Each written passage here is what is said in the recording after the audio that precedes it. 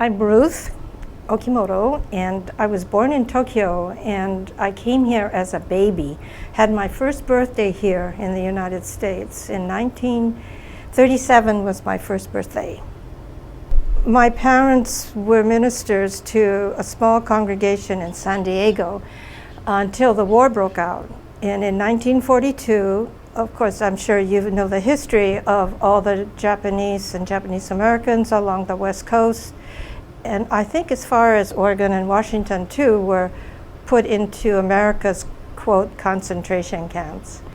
They put us on a train and brought us here to Poston, to Parker initially, and then we got on the truck, military truck, and they then took us down to Camp 3. This is Camp 1, as I said, where there were 10,000 people here. It was the largest of the Poston, 3 of the Poston camps.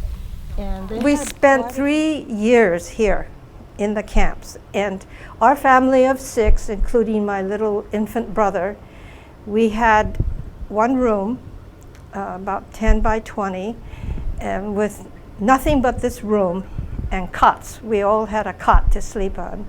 I remember as a 6-year-old, we were in this barrack. And soon the barracks, the room kept shrinking.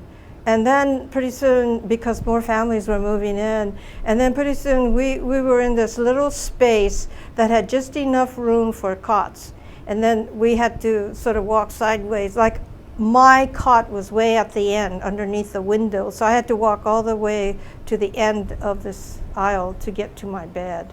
And I have memories of it.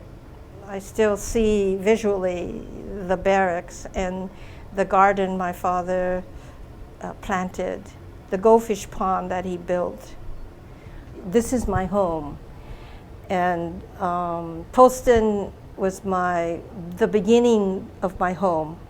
You know, I mean, as a child, that was my home for the first 10 years of my life, even if I didn't live in Poston for 10 years. I was there at a very critical time from age 6 to 9. And the impact of that experience has stayed with me all of my life, even to this day. I have memories of living there. People could be really cruel to other people, and the government can make mistakes. And whenever it's possible as citizens to speak up when some group of people are being mistreated or mishandled, or, you know, just speaking up for justice and speaking up for things you care about. That's what Poston has helped me realize and understand. I understand government better. I understand the role of citizenship better. And I understand what it means to be able to speak up when you see injustices done. You know, it's not that I can do anything. I can at least march. I can write letters. You know, I could do my little piece to make sure that a group of people aren't put in the same position that we were put in at that time. I hope it never happens again here in this country.